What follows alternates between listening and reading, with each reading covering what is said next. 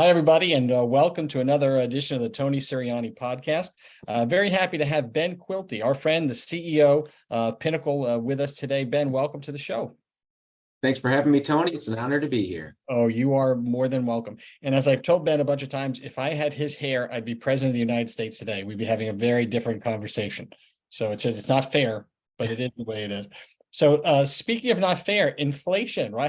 How are your guys at Pinnacle handling the sort of, volatile type environment that we're in right now?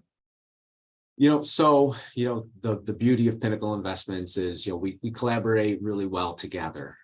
So we have advisors, they get together every day to kind of talk through the different things that, are happening in the environment, like you're mentioning, inflation. We're also, the soup du jour today is about the debt ceiling. Yeah. So, that conversation is taking place as well at these little group meetings. We have Pinnacle Capital Management, which is an asset management division of Pinnacle Investments. We have two chartered financial analysts that kind of convey their thoughts on things like inflation, the debt ceiling, the many different factors that go on in our dynamic economy every day. That's great. So Pinnacle, you're in upstate New York, right? So what's the town again that you're in? I keep forgetting. I have cousins in upstate New York, by the way. So beautiful place to live. It is a beautiful state. New York's a beautiful state. So our home office is out of Syracuse, New York. Mm-hmm. We were in downtown Syracuse, but now we've kind of transitioned out to the suburbs in East Syracuse, New York, to a new office a few years ago. And you've been on sort of a good growth trajectory. You're in Florida, I know that. Anywhere else? Plans to be anywhere else? Oh yeah, it's really the whole country's our destination. So we do have offices in other cities, within New York. We have also individual advisors out in California, Massachusetts. So we're up and down the mostly the East Coast at the moment, but hopes to grow outside of that in the heart of the country.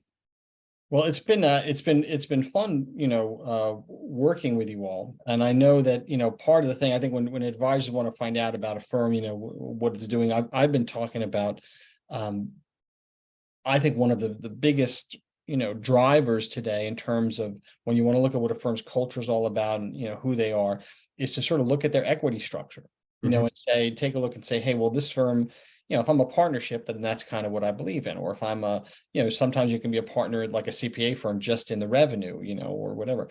But what's interesting about Pinnacle is you have an equity program, but you also have a pretty diversified equity. I think that's unique from what I've seen. Yeah. Thank you for asking that. And Pinnacle Investments is actually a division of a holding company. So we have a holding company that has a multitude of businesses in different areas. So the equity model is a diversified equity model. You're not just investing in Pinnacle Investments, the broker-dealer RIA. We also have a professional employer organization, PEO, payroll, benefits, HR. It's called Pinnacle Employee Services. We have Pinnacle Capital Management, which is, I mentioned earlier, an asset management division with two CFAs that specialize in equity, fixed income, mutual fund, ETF portfolios. Pinnacle Solutions, which is in the life insurance, long-term care, disability, business. So now if I'm an advisor and I'm, joining the firm, I can get involved in equity with all of those pieces? Yes, you can. Yeah, that's the beauty of it. Yeah. Synergies that work with a few of these organizations within each other, like the Pinnacle Employee Services has, it's a PEO, so it has a multi-employer 401k plan. So if you have a small business that needs to offer retirement benefits to hire good quality help, that is an added benefit to joining their organization. It offers a 401k plan where the advisor who, that's their client, can become the advisor on that 401k plan through this large 401k network. So. Well, I think that's really interesting because I've not heard that as sort of an option, with other firms. So I think that's very, very cool. Yeah, pretty unique. Yeah, very unique. And in terms of other kinds of support, so in my mind, look at that, I said, well, that's very cool because now I can get involved in a PEO and certainly, developing small business clients that turn into big business is always a good thing, for an advisor. Are there any, do you ever get stuff going the other way, like any referrals and stuff that come from the PEO to the advisors? Oh, absolutely. Absolutely. So when a new company comes on through this organization, they may not have an advisor. They may have a 401k plan that was with another service provider that, didn't have an advisor assigned. They can easily transition that plan into the multi-employer plan, and we can provide this plan to another advisor to take over a little book of business. Well, that's pretty cool. And then what other type of entrepreneurial stuff do you guys do for, from a firm perspective for advisors? I mean, what kind of stuff do you put together for them? So we kind of open it up. We're like truly an independent firm. We're an advisor run business. Management is also, advisors. Yeah. So we offer flexibility for advisors to run the business the way that they'd like. We have a few business opportunities that we've developed. There's a division of Pinnacle Investments called Pinnacle Sports and Entertainment. Well, that's pretty cool. So the sports and entertainment piece, is that because you got some clients, or do you have a bunch of guys that actively go out there and seek? I know there's sort of, a lot of like the NFL has certain rules about how you can, what you're supposed to learn to go after their clients. You guys sort of set that up for your advisors, or how does that work? Yeah, so out of our Boca Raton office, they're branching out into the collegiate, the NFL world. Through professional athletes, they have a gentleman that they work with that has connections inside of the football players that play down in Florida, for example, which have transitioned through college and into the NFL, where they've been able to create this network to help educate these professional players, invest their money. So that, we created that division to help to support that little niche that they're trying to cultivate, out of that office. The beauty of a small firm. Yes, absolutely. Absolutely. We're always willing to listen. That's the entrepreneurial spirit, Pinnacle Investments and Pinnacle Holding as a whole. Then we also have Brandon Kidd, who's a race car driver. Oh, so, so he's been, cultivating relationships throughout the racing world. So that's just another avenue for him to pursue, his other passion. Right. That's one of the great things about this business, especially when you try to, I think it's also important getting women in the business and, people, because, my daughter just got in. So, you're your own boss. So having these things like, I keep telling people, you have kids, it's hard. Well, when you go to your kids' play, that's business too. Mm-hmm. You can meet people. That's where you're meeting clients. You should go to their softball game. You should go to the field hockey games, because that's where you're going to meet potential clients, so that's part of our job, is being involved in the community. Yeah. And, I like the fact that you touched on, having women within the organization. Our top management team, has many different women that are in leadership roles, and it's great. They add tremendous value to our organization.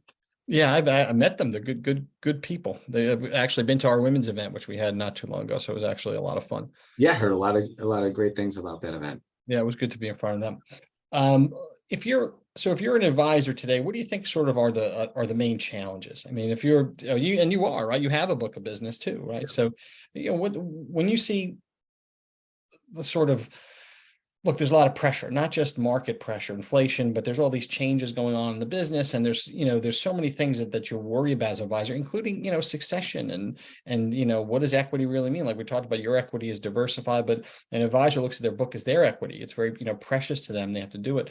What are you hearing the most when you're out in the field in terms of, what are the biggest challenges that advisors have when they talk to you?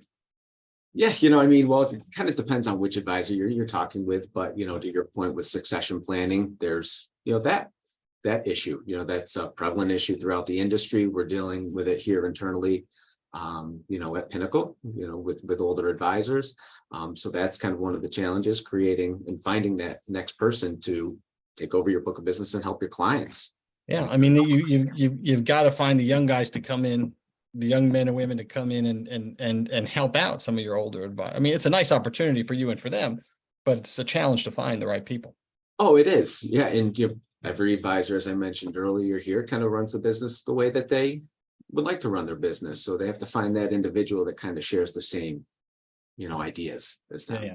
Yeah, you need people with aligned values in order for that to work, no Yes. question. And hopefully this will be the kind of thing people see you out here and they can sort of reach out if they, if they can. Um, so if those are if that's succession is a main challenge, and I think that's a challenge for everybody. Mhm. Um, what do you see making people successful? What are some of the things that when you go around to your advisors or advisors in the field, what are you seeing that's sort of, or even in your own practice, kind of what's working the best? What's working the best? I mean, really just being involved in the community and being out there, like you just mentioned, going to a child's play, you Right.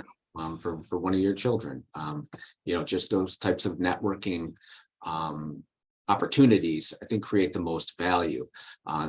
Some of the most successful advisors that we have here, based out of our Syracuse, home office that I get to see every day. I mean, they're out there. They're out there engaging with the community, doing positive things, volunteering. Yeah. So those are the most ways that I've seen success created. Yeah. We were in our advisors to watch list, we don't just do assets and production. I mean, on purpose, we do community involvement, right? Mhm. And growth, using a metric for growth, because there are advisors just sit around and they have accounts from 20 years ago. That book is going to die. Right? It's not, they cannot live forever, right? And it's the people that are growing and adding to their books, even if they're small, if they're not a billion yet, they're going to get there. Mhm. Yeah, absolutely. And that's kind of where the younger advisor can come in too, is as these, older clients that you're mentioning, as they age, and they pass away, for example, the people inheriting the book has to have some relation. And, maybe many times it may not be with the older advisor, it may be with the younger advisor on the team. So I've seen that help. For sure. Yeah, we talk about challenges, and you're a younger guy, young CEO. It's been hard for most firms, most practices to sort of get that next generation of advisor interested, involved. Meanwhile, in my mind, it's one of the greatest opportunities, ever in our business for a young person to step in. You have all these sort of older folks who need succession and retiring. How are you finding it? And are you able to sort of reach out to that sort of next gen advisor and make that work? And of course, the next gen is, a more diverse group, right? And it's more that's part of the promise there. Yeah, well, we've luckily over the past few years, and we've brought on a few younger, not advisors yet, but we've had interns, through their time, their downtime during even the winter break and summer break during college. We've had a few interns in here that we've grown to like. Yeah. Asked them if they'd like to come back. They have. And we'll put them typically in a support role, like a client service. Sure, yeah. By the way, that's a great way to join the business, Oh, because it you is. learn everything. The pressure's not on you. You know what I mean? It's a fixed, you can just keep your head down, learn the business, you learn how to talk to clients, you get licensed. It's a great role. And I think, as firms, like Merrill Lynch and some of them get rid of their basic training programs, right? That this mentoring aspect is really what's going to happen. But becoming a good assistant and licensed and understanding it, you're ready to do anything after that. Even if it's not on that team, it's another team or whatever. Yeah, I think that's the most important part of the training aspect to become an advisor. They get to know, clients, they get to understand regulation, the paperwork involved. As we know, new regulations coming all the time. So staying aware of that, they learn all the intricacies and necessities to start a relationship. It's a great way to learn. And we have a culture in our business of paying your dues anyway, right? I mean, there's the thing like it's rough, you got to get in there and you got to, and this is actually a good way to pay your dues because it's a lot of work, but you certainly, the reward in terms of learning what it is you need to know is pretty great. Absolutely. I firmly believe that's one of the best ways to pay your dues in the industry, and you'll get licensed. Those are rigorous, tough exams, and yeah, and you get to learn how to talk to clients, and sometimes they become just as trusted as the advisor themselves. So absolutely do. I mean, most advisors are very committed to their associates. But there is a different vibe when you're coming in and you're saying, I want to become a financial advisor. I'm doing this 9 to 5 now to help out, but this is where I want to go, and setting out that path for them. So it's a kind of a challenge for you as a CEO too, right? You've got to lay out a path. You've got to get everybody aligned that this is where, we're taking this kid out of college. This is where they want to go. So Mhm. let's work towards getting them there. Yeah, absolutely. And I think that, it's kind of easier to talk about, I want to be an advisor than to actually do, right? Of There's course, yeah. no, there's no, cold calling's not, it's a thing of the past now. It's not something that you can typically do now and sell a 10%. But as you said, getting in front of people, you have to hire somebody who can not only just do that work, but they've got to figure out how to get in front of people. They got to figure out, how can I go to part of this is frustration for me, and just seeing what's going on, because I'm kind of sad to see a lot of the training programs go. Mhm. And I have my daughters, or I have 4 daughters. They're from 27 to 21. So they're new in the workforce, and new in the workforce during the pandemic, which was a terrible time to be a young person, because you weren't coming in an office. You didn't, there are things we take for granted. Well, how do you do a business lunch? How do you do a business golf? How do you do it? What's the dynamic? You're supposed to just keep your mouth shut and watch and figure it out. It's very hard to figure out on your own. Yeah. Yeah. No, definitely. Definitely. This is the foundation, I believe, to getting the foot in the industry, learning and being a student. You're a student again, watching everything, watching the advisors and pick bits and pieces from all of them and formulate your own kind of method. So An opinion. All right, well, I'm actually, I think that's a high note. So I know that it doesn't seem like we've been over 20 minutes or so already on this stuff. And Ben, we can come back. Love to have you back on the show again, but appreciate you giving us an overview of what's going on at Pinnacle. I'd be honored. Yeah. Thank you very much for having me. You got it, brother. Look forward to next time. Bye-bye.